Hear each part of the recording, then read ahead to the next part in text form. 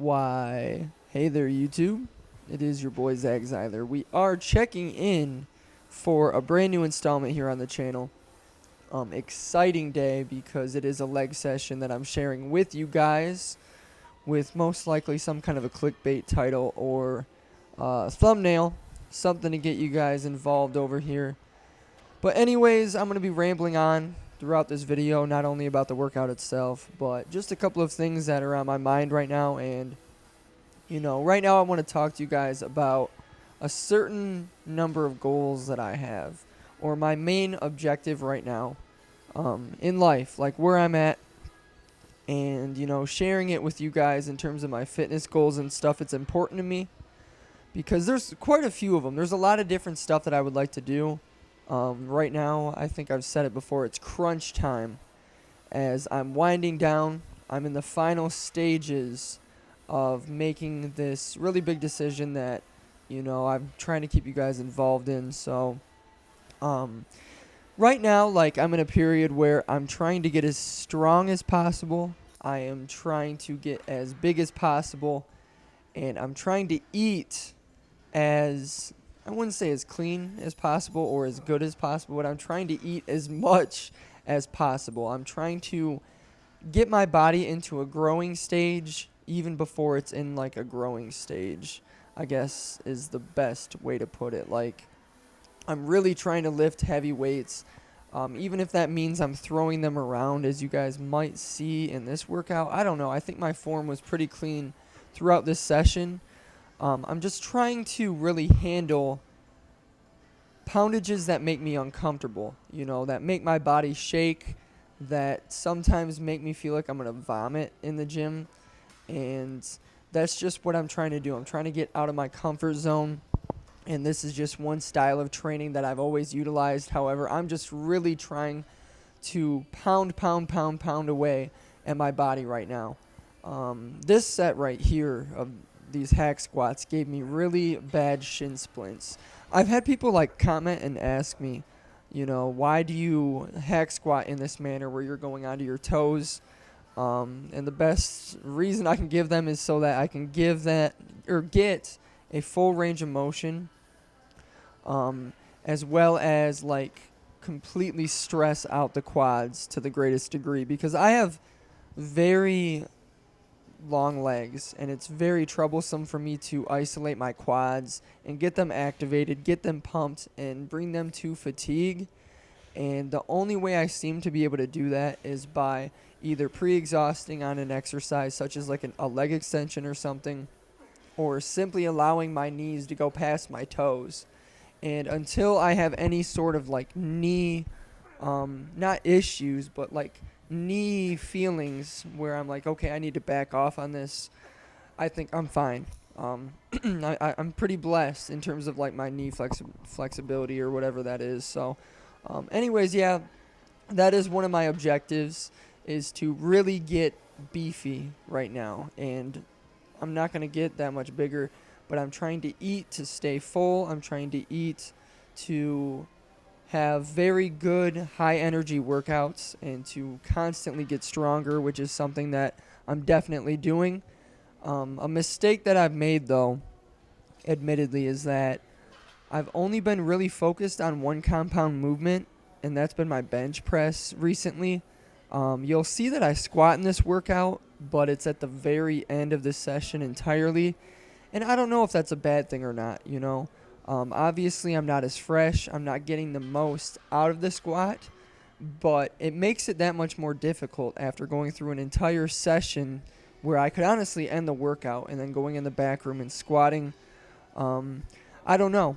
I probably should throw in a few more sessions where I focus in on maybe some strength programming for my squat, lifting some really heavy weight. And I'd be embarrassed to see where my max is for my squat as well as for my deadlift, because I haven't been deadlifting just because I've gotten away from doing the same routines over and over. My chest routines are pretty darn different. I'm always sure to include a flat bench and or incline bench with a barbell throughout them. But it makes it that much more effective when I go into a back workout and then out of nowhere I start deadlifting again. Um, every day of my life, like holding this microphone, my bicep is literally just cramping up on me, even holding a light microphone like I am right now. But every day of my life, I've been extremely sore. And that's a given. Like, I understand that I have no room to complain or anything. Even going into this leg workout, my quads were already sore, and my glutes were sore from a leg workout 3 days ago. And that's something that I've come to know and love, I guess, is that I am sore every single day of my life to the point where it's like a struggle to even sit in a chair because my erectors are so fired up, or even getting up and walking out of bed in the morning. Like this morning, I have shin splints so bad. It takes me back to when I was running track years ago, and we never had like a real track or anything like that. We had like pebbles to run on, gravel, until our track finally got redone. And so I would get the worst shin splints, running on that pebble, like running straight on those pebbles and stuff, as well as like running on pavement if I would ever take a jog around my house or anything like that. So that's what my shins feel like right now. My neck right now, I don't know what it's sore from, if it's from a back day a few days ago or shrugging perhaps. It just really sucks. It sucks so bad. And I'm almost like really touchy. Like if someone were to poke me in my ribs or something, then my obliques are sore, my lats. It's just a never-ending constant thing, especially going 7 days a week. And I'm giving every muscle proper time to recuperate. Muscular soreness does not involve muscular growth, of course. It's just something that comes with me constantly training in a different style throughout my workouts and stuff. My body doesn't have time to adapt. It is hard to judge whether or not you're actually progressing in certain movements and stuff when you were changing your workouts to this degree, and that's frustrating for someone like me. But I see a lot of changes in my body. I think I'm staying more full more often based on how I'm eating and everything, and that's sort of a thing. And right now, like I did like a vlog the other day that I still have to edit. It was like over an hour and 20 minutes of footage that I got to bring down to say like 20 minutes of footage, just because I don't want to post an hour-long video here on YouTube or anything for you guys to have to watch. I need to go through that, and I touched on a lot of that. I talk about my nutrition, how I'm eating right now, how it's not that clean. I talk about my mentality at home with my wife and stuff, and how she supports me through all of these different decisions and stuff, as well as this being my occupation to begin with. So that's something I talk about, and I'm hoping to have that video finished up for you guys relatively soon. It's much easier for me to come on here and do a voiceover on like a workout like this where I get to talk to you guys and stuff like that. But you guys saw the majority of the main sets throughout this session. I really tried to, bring myself to go all out on each of those sets. There's been days where I've been stronger on certain movements, including the hack squat. But on this day, I gave it my all, and that's where I was at. I tried turning on a certain song to get me ready, to get me mentally into the set. I have not been giving myself the adrenaline rushes that I normally do. And I don't know how many of you guys are capable of that.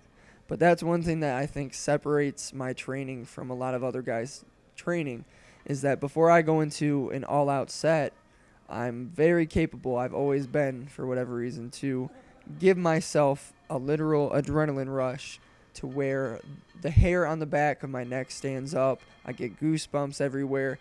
And as long as I stay in control, like I can get like sporadic at times, and it can take away from the movement and from the set if I get too nuts, if that makes any sense. Like if my mind is so crazy and out of this world that it actually takes away. Like I try to stay relatively calm, but take advantage of that adrenaline rush before going into the set, and it's like you're in a new place. It's like you don't feel the pain of the set. And sometimes, like, I tear up a little because of how much of an adrenaline rush I have, because everything just is set. It's ready, and it's good to go into the next state of mind, I guess. But this is the last set of squats, struggling with 275, for the love of God. This was a hard workout just because there were so many different things thrown into the mix, and I kept my rest times relatively short. But yeah, that's all I wanted to talk to you guys in this video. Thank you very much for watching. I'm going to work on getting that vlog out. I have another video I think I'm going to film today or tomorrow. Lots of footage coming, guys. Thank you for watching.